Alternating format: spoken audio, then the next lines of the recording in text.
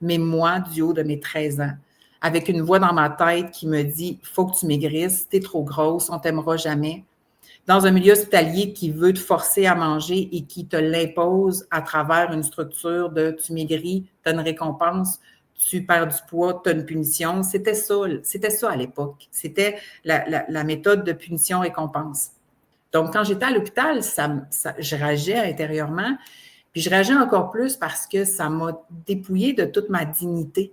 Tu sais, parce qu'à l'époque, ce qu'on faisait, je le comprends avec ma tête d'adulte aujourd'hui, là, mais c'était vraiment une feuille où j'avais un poids décrit avec à ce poids-là, on t'enlève tout, là. Donc, j'avais qu'une jaquette d'hôpital, là.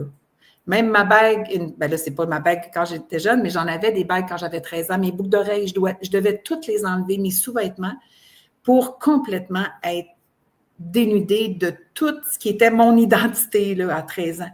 Et là, de dire, OK, si tu prends une livre, tu as le droit de mettre ta bague. Wow! Si tu prends 2 livres, tu as le droit de mettre tes boucles d'oreilles. Wow!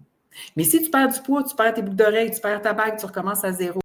Donc, ça a été extrêmement difficile parce que j'ai vécu, je pense, pour une de mes premières fois, ce sentiment-là d'être humiliée.